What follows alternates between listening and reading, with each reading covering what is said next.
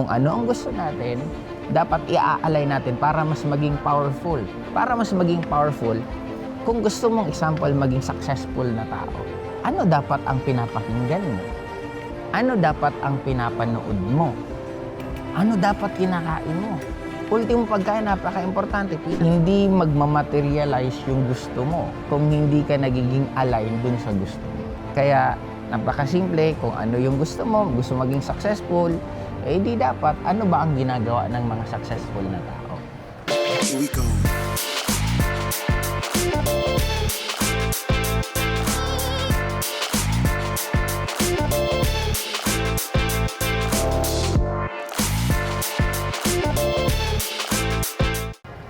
Siyempre classmate, bago tayo magsimula, kasi may meeting kami ngayon, vlog muna ako and babati muna ako.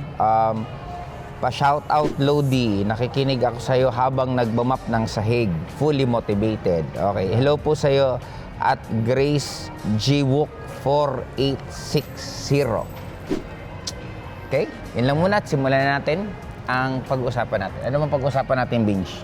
Classmate, pwede mo bang i-simplify na pagka-explain kung paano namin mas mapapabilis pag-hit yung mga goals namin this 2025?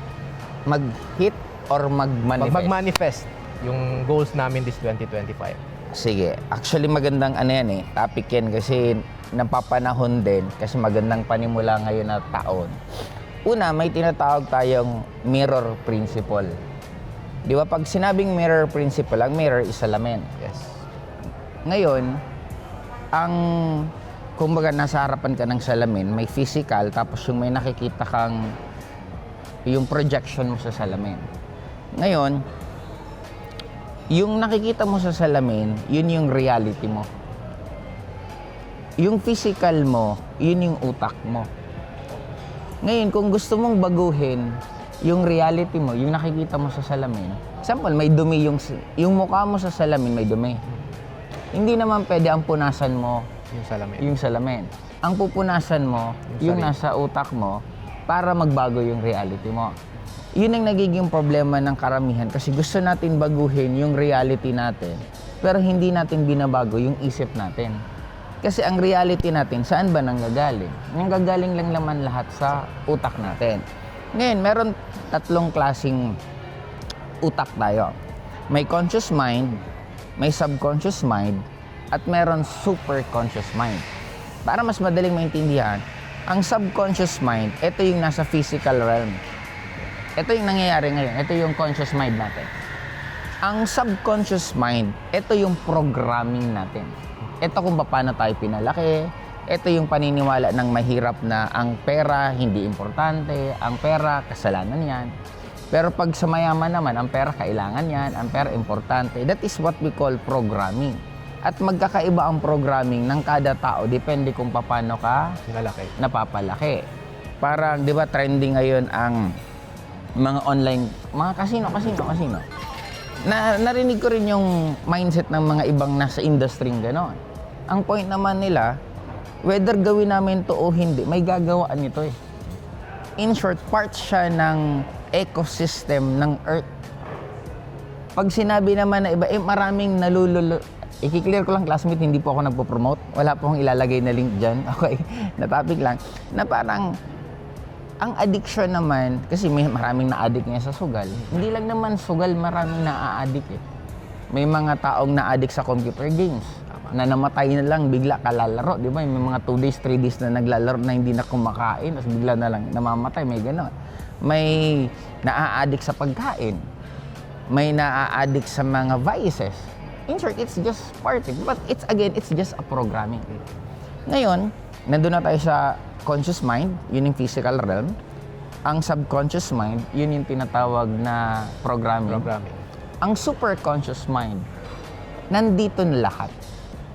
Nandito yung both positive, negative. Ibig sabihin, para ka mag-materialize yung nasa conscious mind, yung nasa physical realm, para mag-materialize, kukunin natin siya sa superconscious kasi nandun siya. Kumbaga parang nandun yung lahat ng gusto natin. Nandun yung lahat ng attraction na gusto natin. Both, nandun yung health, Nandun yung healthy ka, nandun din yung may Well, sakit ka. Oo. Nandun yung maraming pera, nandun yung walang pera. Lahat nandun eh. Ang tanong, paano mo siya kukunin? Para mag-materialize papunta sa conscious mind or sa physical realm. Doon na kailangan ka magkaroon ka ng tinatawag na emotion. Yun na yung programming mo. Ibig sabihin, doon sa subconscious mind, dapat nagkakaroon ka ng, example, gusto mong yumaman. Dapat ang emotion mo, ngayon pa lang, ang pakiramdam mo, mayaman ka na. Paano ka gumalaw, paano ka mag-isip. Parang sa atin, nangangarap tayo maging top earner, example sa isa industry natin, sa networking. Dapat, ngayon pa lang, kung ano yung magiging feeling mo, ano yung magiging emotion mo, ano yung magiging sipag mo pag top earner ka na, dapat ngayon pa lang, ginagawa mo na siya. Kaya lang, nagiging problema nga ng iba, apektado sila kung paano sila prenogram. Kasi maraming nagtatanong sa akin kung bakit ganito ako mag-isip. Sabi ko, malaki ang factor because of computer games. Kasi kalalaro ko ng computer games, hindi ako nagiging mareklamo sa buhay. Kasi hindi ka naman pwedeng magreklamo pag naglalaro ka ng computer games. Di ba kahit anong reklamo mo, yun na yung program niyan. Kung hindi mo gagawin yung dapat mong gawin, hindi mo matatapos yung laro. Since computer game ako na sobrang hilig ko simula bata, nadala ko yun hanggang nung nag-aral pa ako ng computer engineer. Bilang engineer ka, tatapunan ka lang naman ng problema ng professor mo eh. Ito yung problema, ito yung problema, ito yung problema. Paano mo isosolve? Sa math na lang, sa algebra, di ba, laging find x, find the ganito. Sa math, gano'n eh. Kaya, dala-dala ko yung gano'n na klaseng programming. Kaya nung nag-network ako, wala akong masyadong drama, wala akong sisi. Yung pagiging masipag ko, naging normal din sa akin kasi Monday to Friday, school, Saturday, tindahan ako ni Papa, Sunday, tindahan ako ni Mama. Kaya in short, sanay na ako na from Monday to Sunday, talagang araw-araw akong may ginagawa. Ang tingin ko sa pera, importante. Kasi pareho negosyante parents ko. In short, wala na ako sa ganun naging adjustment eh. Kaya in short, balik tayo bago tayo humaba ng sobra. Pinakasimple lang naman, dapat mabago mo ang programming mo para madali mag-materialize, ma-align, makuha mo, dun, yung mga nandun sa super conscious mind, makuha mo papunta sa conscious mind. Kaya, yun lang naman sa akin na kung ano ang gusto natin, dapat i-align natin para mas maging powerful. Di ba, ina-attract mo ngayon to. Para mas maging powerful, kung gusto mong example, maging successful na tao, ano dapat ang pinapakinggan mo? Ano dapat ang pinapanood mo? Ano dapat kinakain mo? Ultimo pagkain, napaka-importante. Pinakasimpleng dapat na kinakain natin, yung pinakamalapit sa katotohanan. Ibig sabihin, kung yung mga ninuno natin, mga lolo-lola natin, alam pa nila yung kinakain natin, ibig sabihin, tamang pagkain yon. Kasi pakainin mo sila ng Pringles, ng Chippy, ng hotdog, yung mga sinaunang ninuno natin, hindi nila alam yun kasi it doesn't exist eh. Ang alam nila, manok, baboy, beef, yung immediate na gano'n, yung kainin natin, yun ang pinaka-helping food na dapat na kinakain natin. Kasi, di ba, ang daming question mark ngayon na, no, sinaunang panahon kinakain naman yun, pero wala naman mga sakit. Bakit ngayon na generation na to, bata pa lang, 20 years old, may high blood na, may... Ibig sabihin, hindi tama yung mga kinakain natin. Kaya in short, i-align mo lahat, kinakain mo, pinapakinggan mo, pinapanood mo, mga kausap mo, lugar na pinupuntahan mo. Kasi katulad, kaya tayo nandito, kasi may science pa na pag mga high ceiling. Pag high ceiling ang isang area at dun ka pumupunta, yung consciousness mo, nai-stretch.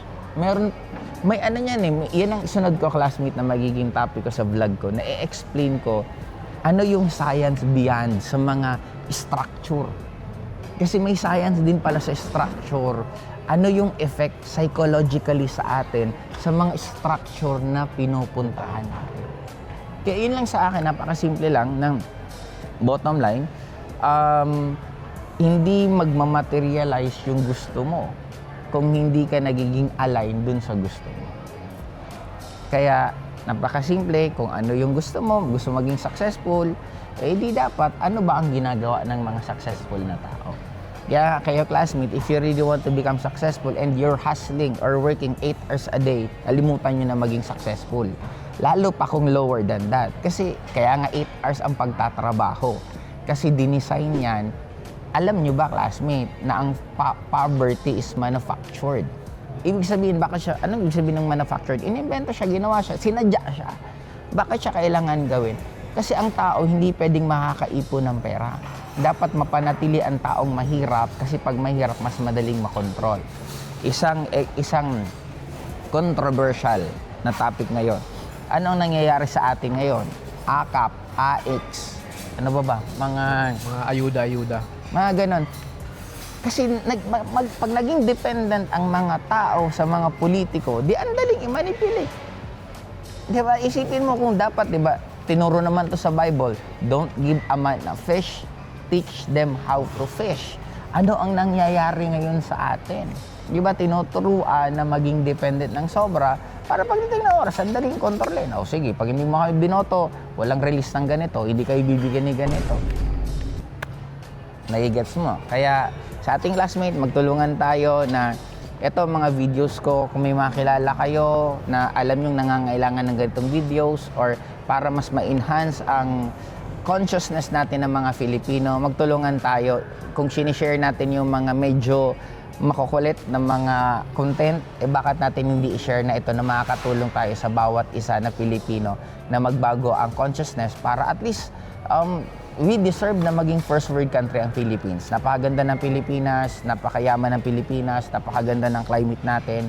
Kaya magsisimula, huwag natin sisihin ang nangyayari sa Pilipinas dahil sa gobyerno. Kasi tayo din po ang may kasalanan kasi tayo po ang bumoboto ng mga politiko na umuupo sa mga posisyon na yan. Kaya sana magtulungan tayo na maiboto natin yung mga tama. Kaya yun lang muna, hanggang sa susunod.